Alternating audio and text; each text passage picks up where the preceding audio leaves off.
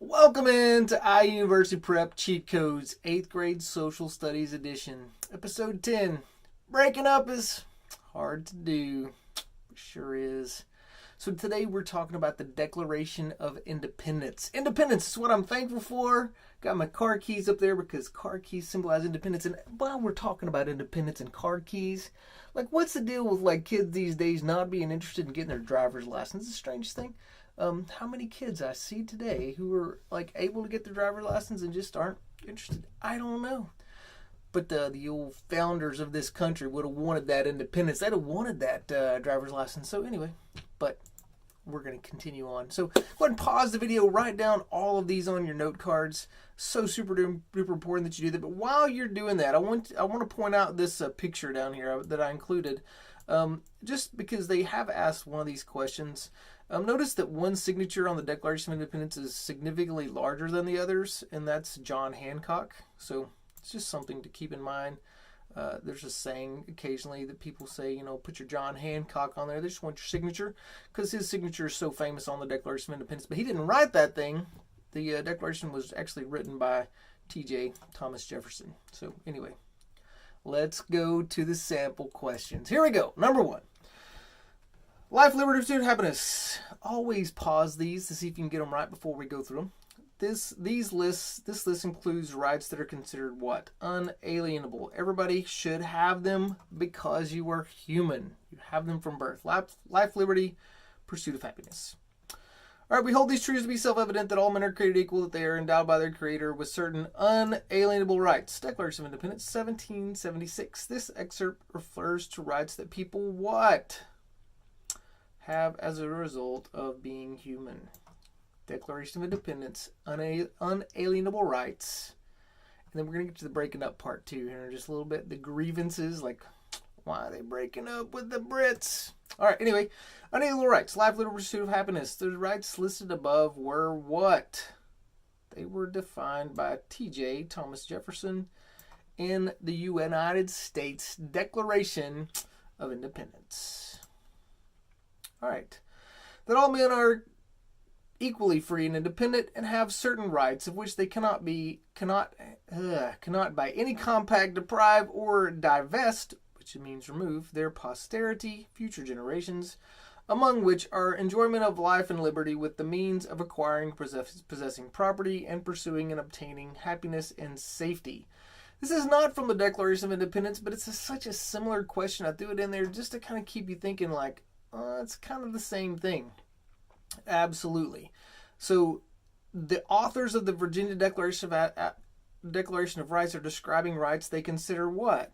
Natural and possessed at birth. Unalienable rights. Rights that everybody should have just because you are a human.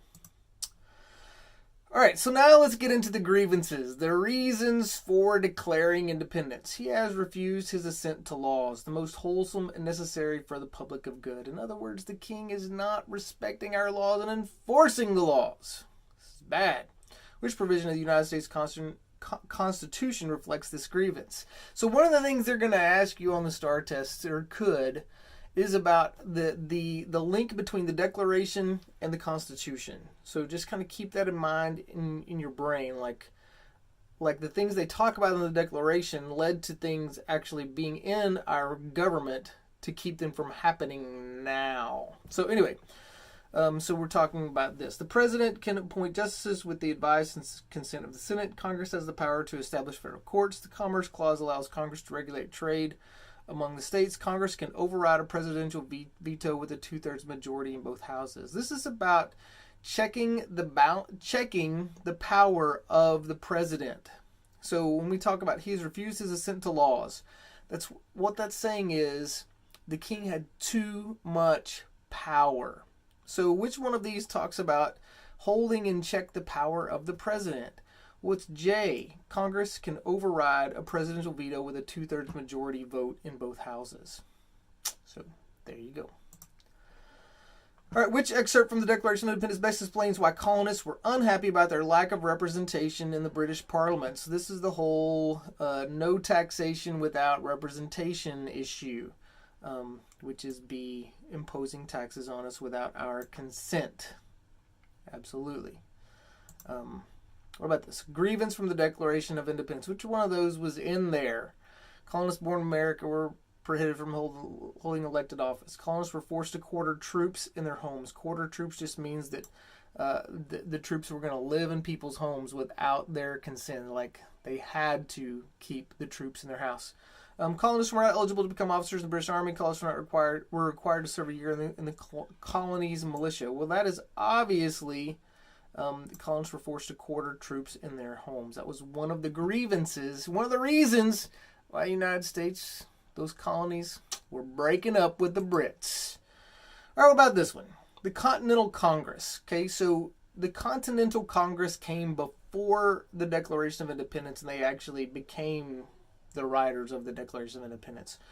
Whereas, like the Constitutional Convention came after we were already independent. So just kind of keep that in mind. Constitutional Convention after we became independent. Continental Congress before and led to the Declaration. So in June, the Continental Congress appoints a committee to prepare a document. The committee selects T.J. Thomas Jefferson to compose a draft. The draft is reviewed and revised by the committee.